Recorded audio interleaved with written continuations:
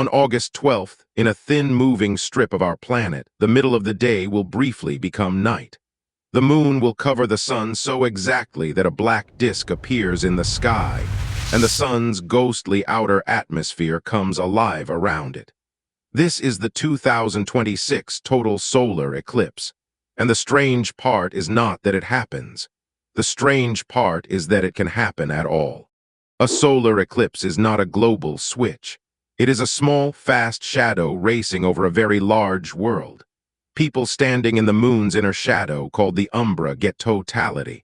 Step outside it and the sun is only partly covered.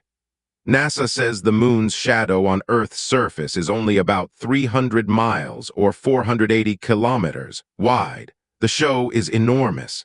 The seat is tiny. On August 12th, that narrow path crosses Greenland, Iceland, northern Russia, the Atlantic, Spain, and a small corner of Portugal. Much larger regions get a partial eclipse instead. In Spain and Portugal, the sun will be low in the sky when totality arrives, so the eclipse can meet the sunset. One orbit, one spinning planet, one moving shadow threaded through a few precise places. Here is the cosmic coincidence. The sun is about 400 times wider than the moon, but it is also roughly 400 times farther away. From Earth, those two accidents of scale make their disks look almost the same size. That lets the moon cover the bright face of the sun while leaving the faint corona around it visible. It is not a perfect machine. It is a lucky perspective. So why do we not get an eclipse every new moon? Because the moon's orbit is tilted by about 5 degrees. Most months, it passes a little above or below the sun from our point of view. Only when the timing, the tilt, and the lineup all agree does its shadow touch Earth in the right place. An eclipse is not just 3 objects in a row. It is 3 moving objects in exactly the right geometry. During the partial phase, the light changes slowly enough to fool you. Then near totality, daylight drains with startling speed. Temperatures can shift. The horizon can glow like sunset in every direction. And for a brief moment, the bright solar disk is gone. NASA says the longest ground view in 2026 is only 2 minutes and 18 seconds. That is barely enough time to understand what your eyes are seeing. What appears around the black moon is the corona, the sun's outer atmosphere. Usually it is drowned out by the sun's bright face. During totality, it becomes visible as pale streamers shaped by magnetic fields and solar activity. That is why scientists care. An eclipse does not turn the sun off. It turns down the glare that normally hides one of the most dynamic parts of our star. For 2026, NASA plans to chase that darkness from the sky. A WB-57 research jet will fly at 50,000 feet with cameras recording at least 20 images every second.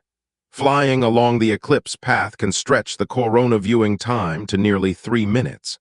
On the ground, people wait for the shadow. In the air, scientists can run with it. The eclipse is also an experiment on our own atmosphere. NASA-supported balloon teams plan to measure conditions before, during, and after the event. Earlier observations showed that the lowest layer of the atmosphere could shrink during an eclipse under clear skies. In 2026, scientists want to see how that short, artificial night changes air, ozone, and the boundary layer again. One rule matters more than every dramatic image. A partial sun is still the sun. For every partial phase, proper solar viewers are required.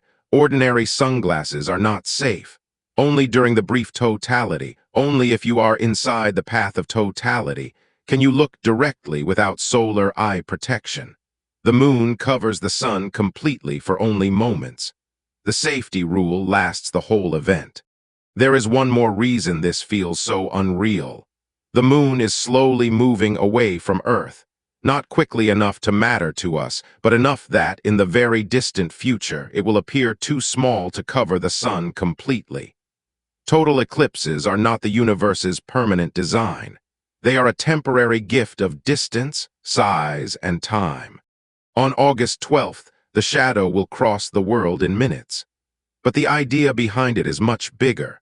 We live in the one viewpoint where a small moon can hide a huge sun and reveal the star around it. If this made you look up, like, and subscribe for more science stories, and tap the video below for the next journey.